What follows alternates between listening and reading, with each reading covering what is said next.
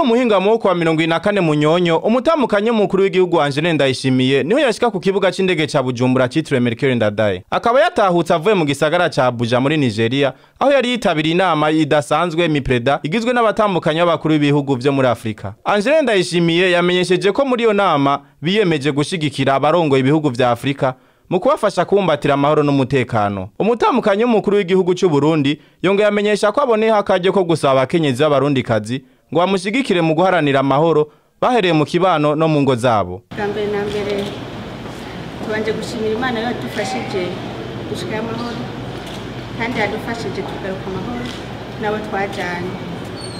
Urugendo twagenze intumbero yabo kwari kwitaba inama igira 9 y'ishirahamwe ry'abakenyezi bubakanye n'abakuru b'ibihugu muri Afrika biyemeje kubungabunga no gushigikira amahoro.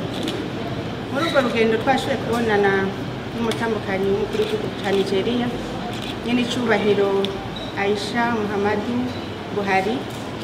Twarashoboye kuvugana ku bijanye n'amashirahamwe turongoye ari OPEDAD ndetse n'amafondasiyo dusanzwe twarashinze turahanahana ivyiyumviro nk'abadukurira twashoboye kubungura ubumenyi ku byo bamaze imyaka myinshi bakora. Hama muri urwo rugendo twashoboye kubona iryo shirahamwe je nayibonye ntari shasha kwa niryo narinzi ndazi ko benshi muri mwebwe na mwebwe mushobora kugitiranya na OPEDAD. Iryo shirahamwe yiyemeje gushigikira amahoro no kuyabungabunga batoye icyumviro cyo kwishinga mu 1995 hari mu Bushinwa. Umutambukanyi w'umukuru w'igihugu cya Nigeria aca afata umwanzuro kushira mu ngiro ibyo bavugiyeyo aho hari mu 1997. Aho rero bararavye bati igihugu kitagira amahoro nk'abavyeyi abana barakugwako cyane. Iyo hateye intambara abana n'abavyeyi barakugwako.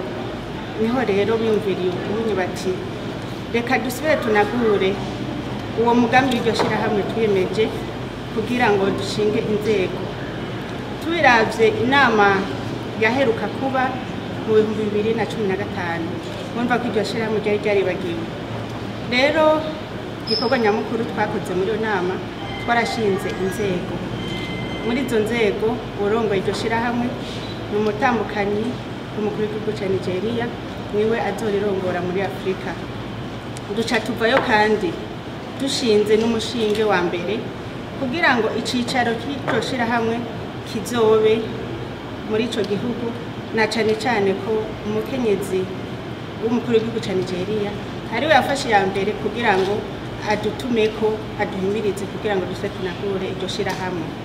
Hari abandi bashaka kwiyumvira bati none OPEDAD na MIPREDA ariko shirahamwe yiyemeje amahoro ni ikihe cyatanguye canke byose byo babisa kugira ngo abari ngaha n'abatari ngaha bagende bashibitse amazinda ntibaze bitiranye ayo mashirahamwe abiri n'amashirahamwe atandukanye. OPEDAD yemeje gushigikira abakenyezi n'abana cyane cyane mu guharanira amagara meza n'iterambere. Kandi OPEDAD nayo yavutse mu 2002 yitwa OPEDAS. Muri ico gihe yaharanira amagara y'abantu mu kurwanya sida. Mu 2018 naho abakenyezi bubakanye n'abakuru b'ibihugu bararavye bati none twoguma mu magara y'abantu gusa turi abakenyezi reka dushiremo iterambere. Baca baragura icariba OPEDAD.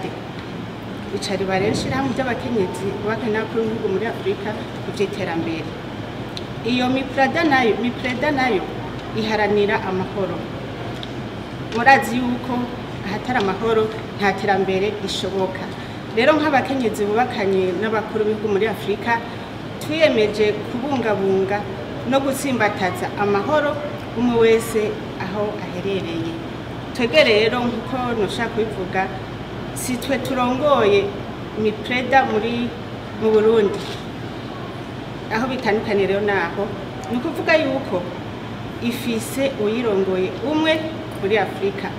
Twebwe turi nk'intumwa y'uwo arongoye uwo mugwi.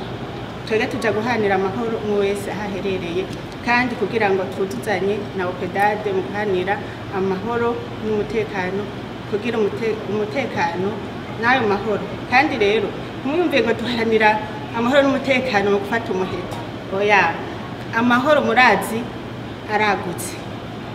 Iyo umukenyezi afise amahoro mu mutima, iyo umuryango urimo amahoro, igihugu kigira amahoro ndetse no mu rugo kigira amahoro. Rero tuvuye twiyemeje ko tugiye gushigikira abo twubakanye, abakuru b'ibihugu muri Afrika mu kubafasha mu gutsimbataza amahoro umwe wese ahaherereye.